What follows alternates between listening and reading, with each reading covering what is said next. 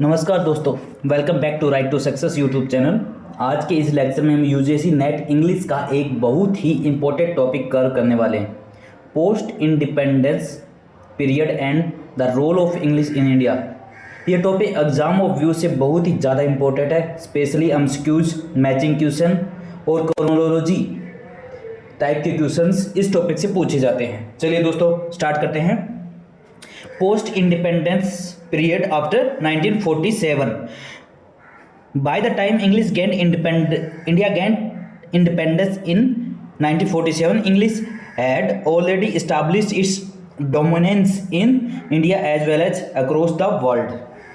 जब इंडिया को 1947 में इंडिपेंडेंस मिली तब तक इंग्लिश सिर्फ एक लैंग्वेज ही नहीं थी, बल्कि एडमिनिस्ट्रेशन, एजुकेशन और नेशनल यूनिटी का स्ट्रॉन्ग मीडियम बना चुकी थी।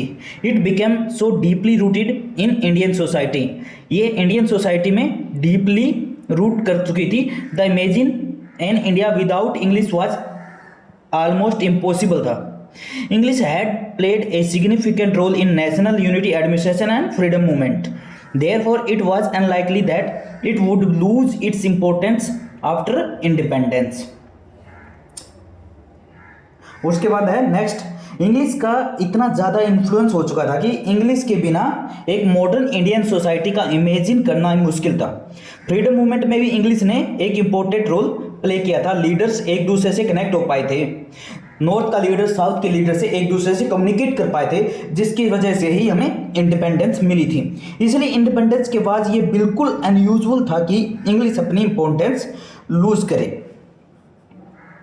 अब एक और इम्पोर्टेंट पार्ट समझिए, जिसका जो इंडियन एलाइड्स थे, जो पॉलिटिकल लीडर्स थे, एडमिनिस्ट्रेटर्स थे, इंटेलेक्चुअल थे, एकेडमिशियंस थे, उनका इंग्लिश पर स्ट्रॉन्ग कंट्रोल था। उनको ये क्लियर दिख रहा था कि अगर इंग्लिश को हटा दिया गया तो इंडिया ग्लोबल लेवल पर आइसोलेट हो जाएगा। साइंस, टेक्नोलॉजी, इंटरनेशनल रिलेशन सब में नुकसान होगा। इसलिए ये डिसीजन लिया गया कि इंग्लिश इंडिपेंडेंट के बाद भी एसेंशियल पार्ट रहेगी इंडिया का। Then they realized that abandoning English would mean losing global connection, international status, and access to modern knowledge. Hence, it was decided that English would continue in independent India. Although Indian Constitution के according English को official language नहीं बनाया गया था, लेकिन उसे एक associate official language का स्टेटस दिया गया था। प्रैक्टिकल रियलिटी ये थी कि English administration, judiciary, finance, higher education और ब्यूरोक्रेसी में डोमिनेट रही थी। Not declared the official language in Indian constitution, it was given the status of an associate official language. In practice Indian English continued to function as language of administration, bureaucracy, higher education, judiciary, science, technology and finance. With the time English became the language of industrialisation, modernisation and later globalisation in India. UGC NET के इसमें exam में एक पूछा जाता है main question इधर से, English is not national language, not official language, but English is only associate official language. This is the main point, you may remember this, associate language only. With the time English become the language of, ये हो गया। अच्छा, with the time English become the language of industrialization, modernization and later globalization in India. Time के साथ English industrialisation and modernisation की language बन गई थी। लेटर जो ग्लोबलाइजेशन आया तब इंग्लिश को और भी पावर मिल गई थी। इस चेंज को ऑब्जर्व करते हुए सरेस ने क्या कहा है, इंग्लिश एक ग्लोबल लैंग्वेज है जो प्रोफेशनल एम्प्लॉयमेंट के लिए एसेंशियल है और मिडिल क्लास इंडियन के लिए कल्चरल कैपिटल है। Commenting on change of status, सरेस observed English is recognized as an important global and international language, essential for professional employment and significantly a key component of the culture capital of middle class Indians. Gradually English lost its status as foreign language and become an integral part of Indian life. Various education commission appointed by the government of India fully recognized the importance of English. इसके जो बहुत सारे commission जो government of India ने चलाए थे उसके बारे में हम आगे बढ़ते हैं। देखिए,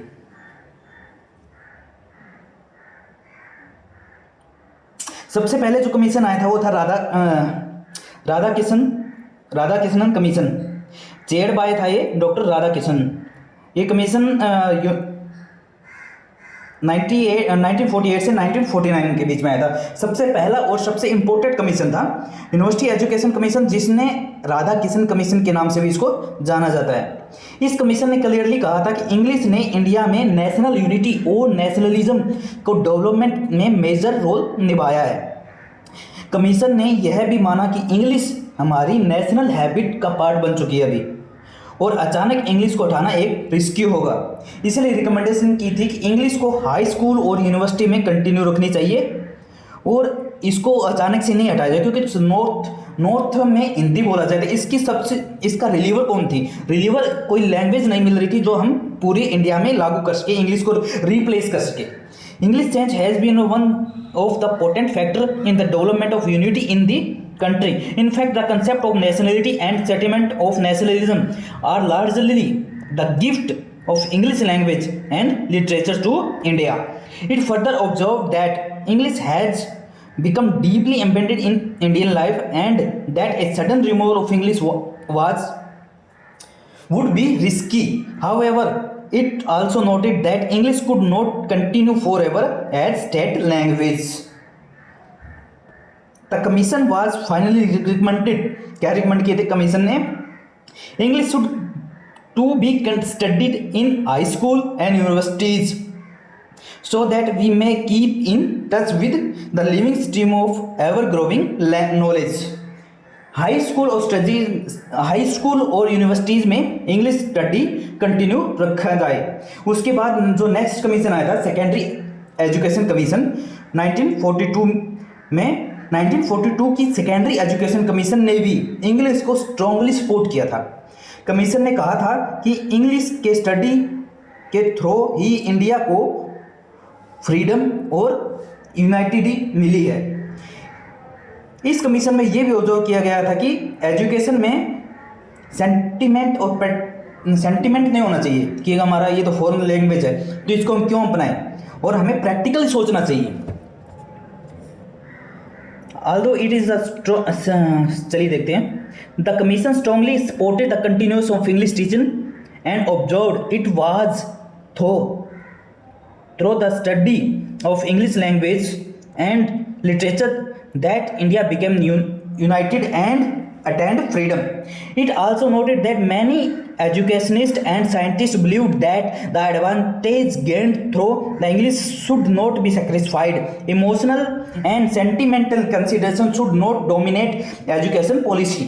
English was essential for acquiring global language and contributing to its expansion. दूसरे मोस्ट इंपोर्टेंट ऑब्जर्वेशंस क्या हैं? Let discuss. Now, one education commission clearly asserted English should be most useful library language in higher education and our most significant window in the world. Several other committee such as Konjuru Commission, Muddalay Commission, Kothari Commission, V.K. Godger Committee, G.K. Chandramani Committee and the Central Advisory Board of Education and Inter-University Board and the Official Language Commission repeatedly reviewed the role of English in India. All of them acknowledged the stronghold and continued relevance of English in Indian education. चलिए इसके आगे देखते हैं। Chronology development of English in India क्या थी? Queen Elizabeth granted East India Company a charter act for monopoly of trade with India. ये already आप पढ़ चुके हैं। In 1823 English education was introduced in India with two main objectives. क्या क्या थे? पहले to spread European culture and science among the Indians, to strengthen the British rule in India, already हम पढ़ चुके हैं। उसके बाद क्या है, 1835 में मकौले मिनट आया था। उसने क्या बनाया था, a class of person Indian in blood and colour but English in taste opinion moral and intellect. उसके बाद क्या है, 1857 में university were established at Kolkata, Bombay and Madras. 1869 Lord Napier convention address at Madras university highlighted the objectives of European education to, उन्होंने क्या कहा था, to provide a new basis for national unity, to promote better knowledge of India, to enable self government and to connect India with global intellectual movement. 1947 में फिर India आज़ाद हो गया था। 1947 के बाद इंडिया ने इंग्लिश को रिटेन करने का डिसीजन लिया। ये मौलाना अब्दुल कलाम आज़ाद ने कहा कि फ्यूचर में इंडियन लैंग्वेज को प्रॉपर प्लेस मिलनी चाहिए, लेकिन इंग्लिश तब तक नेसेसरी है। Observe that although English was dominant, Indian language must eventually be given their rightful place. Next है 1948 में Radhakrishnan commission recommended continued study of English at school and university level. 1952 में Madras state introduced A graded structural syllabus for teaching English. The secondary education commission supported workers English teaching 1942 and 53. The Madras English language teaching campaign was launched. The structural syllabus from the Institute of Education London was adopted. Around 27,000 primary teachers were trained in 1954. English Language Teaching Institute were established. English Language Institute क्या थे, इसके बारे में बताता हूँ आपको। ये थे ELTI, यानी कि English language teaching institute. Independence के बाद एक प्रॉब्लम क्लियर नोटिस की गई। प्रॉब्लम ये थी कि इंग्लिश पढ़ानी है या नहीं, ये प्रॉब्लम बाद में थी। पहले हमें इंग्लिश टीचर्स प्रॉपरली ट्रेंड भी नहीं थे हमारे पास। ज़्यादातर जो टीचर थे वो इंग्लिश को ग्रामर ट्रांसलेशन मेथड से पढ़ा रहे थे, रूल्स याद कराना, ट्रांसलेशन करवाना, पर लैंग्वेज यूज़ नहीं करवाना, ये उनका मेन वो वे था। इस गैप को फिल करने के लिए 1954 में ELTI इस्टेब्लिश किए गए थे, यानी कि इंग्लिश लैंग्वेज टीचिंग इंस्टीट्यूट। सबसे पहला ELTI इलाहाबाद में खोला गया था, इलाहाबाद में, ठीक है। ELTI का मेन एम था टीचर्स को ये सिखाना कि इंग्लिश कैसे पढ़ानी है, नॉट जस्ट क्या पढ़ाना है, पढ़ानी कैसे है, इस पे मेन फोकस किया गया था। यहाँ टीचर्स को pronunciation, spoken English, classroom techniques और मॉडर्न टीचिंग मेथड सिखाए गए थे। सिंपली यहाँ कहें तो ELTI teacher training for English teachers था। उसके बाद ELTI को बदल दिया गया, किसमें, CIEFL, यानी कि इसका फुल फॉर्म है central institute of English and foreign language. आज हम इसे EFLU यानी English and foreign language university Hyderabad के नाम से जानते हैं। ELTI रीजनल लेवल पे काम करता था, लेकिन इंडिया को एक सेंट्रल और नेशनल लेवल इंस्टीट्यूट चाहिए था जो इंग्लिश टीचिंग को रिसर्च बेस्ड बनाए। इसी नीड को चलते हुए CIEFL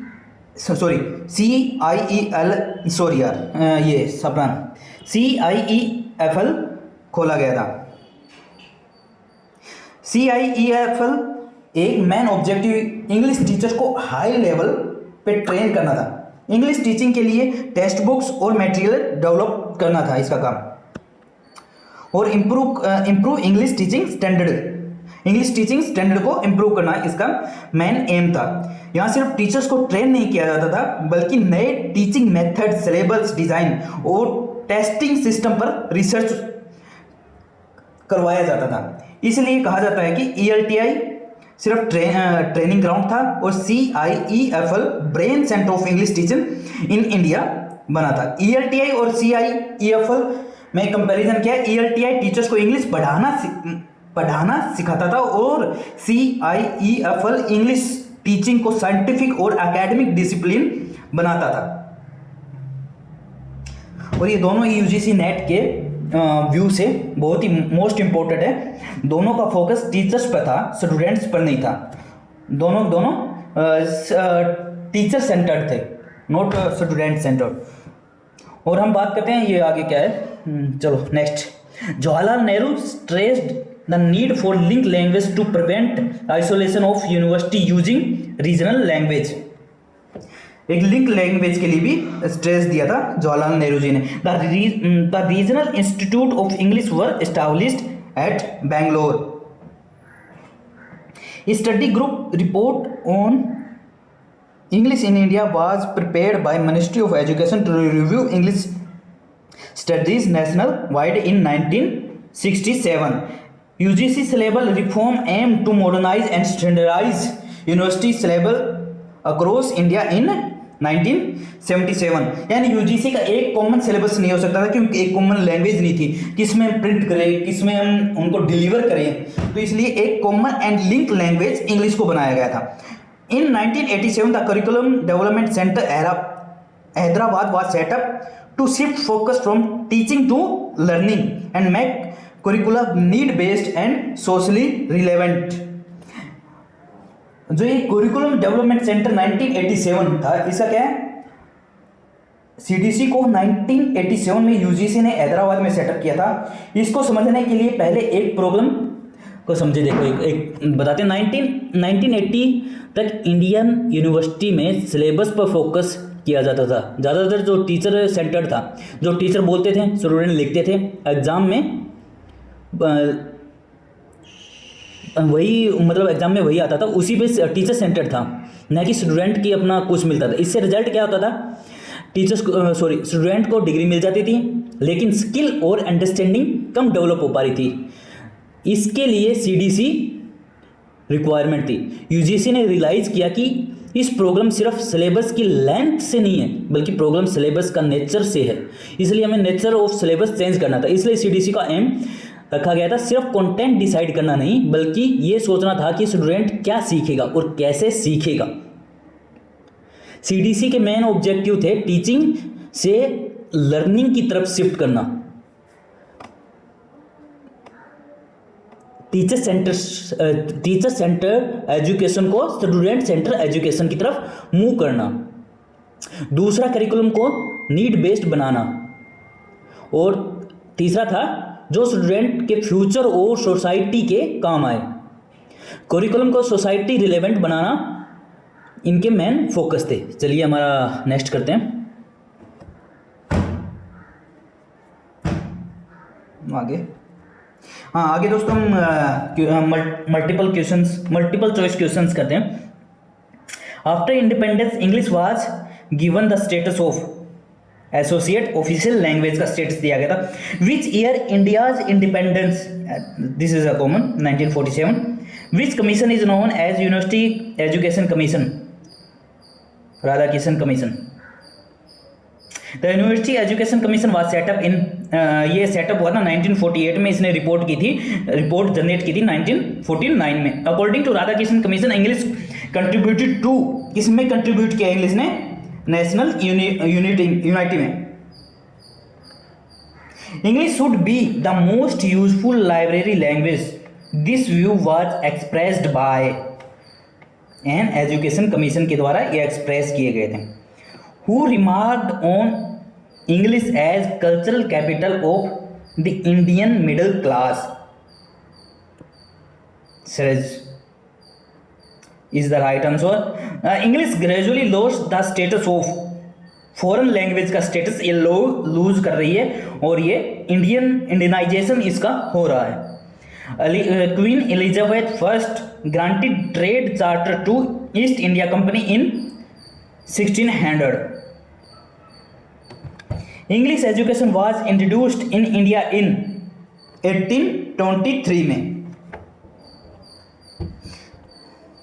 English was made the medium of instruction in 1835 में after the Macaulay minute. Macaulay aim to create a class that was Indian in blood word English in taste. Next है university at Kolkata Bombay Madras were established in 1857। Lord Napier convocation address was delivered in Madras university is the right answer. Which leader emphasise the need for a link language. Link language के लिए Jawaharlal Nehru ji our first prime minister थे, उन्होंने कहा था। MELT campaign was launched in, कब launch किया गया था? 1952 से 1953 में। Madras English language teaching campaign begin in 1952 से 1953। ELTI English learning teaching institute, sorry English language teaching institute है इसका full form. CIEFL now EFLU was established mainly to train English teachers। इसके लिए बाकी मैं इसको ही नहीं कर सकता इसमें। Curriculum development centre Hyderabad set up in 1987।